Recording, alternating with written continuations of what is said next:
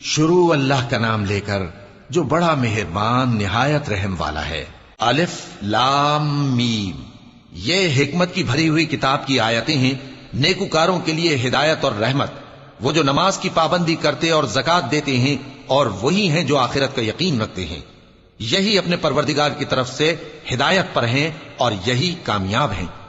اور لوگوں میں بعض ایسا ہے جو بےہودہ حکایتیں خریدتا ہے تاکہ لوگوں کو بے سمجھے اللہ کے راستے سے گمراہ کرے اور اس سے ہنسی کرے، یہی لوگ ہیں جن کو ذلیل کرنے والا عذاب ہوگا۔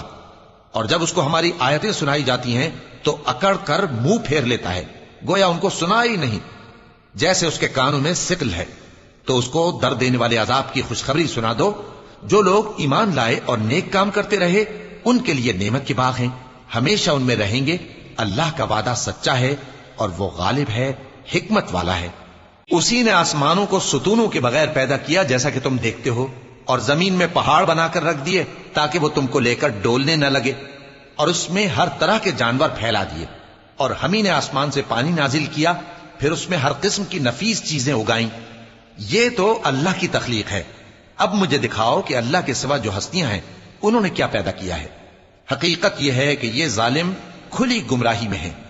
اور ہم نے لقمان کو دانائی بخشی کہ اللہ کا شکر کرو، اور جو شخص شکر کرتا ہے تو اپنے ہی فائدے کے لیے شکر کرتا ہے، اور جو ناشکری کرتا ہے تو اللہ بھی بے نیاز ہے، لائق حمد و ثنا ہے۔ اور اس وقت کو یاد کرو جب لقمان نے اپنے بیٹے کو نصیحت کرتے ہوئے کہا کہ بیٹا، اللہ کے ساتھ شرک نہ کرنا، شرک تو بڑا بھاری ظلم ہے۔ اور ہم نے انسان کو، جسے اس کی ماں تکلیف پر تکلیف سہ کر پیٹ میں اٹھائے رکھتی ہے، پھر اس کو دودھ پلاتی ہے، اور آخر کار 2 برس میں اس کا دودھ چھڑانا ہوتا ہے، میں نے تاکید کی ہے کہ میرا بھی شکر کرتا رہے اور اپنے ماں باپ کا بھی، کہ تم کو میری ہی طرف لوٹ کر آنا ہے۔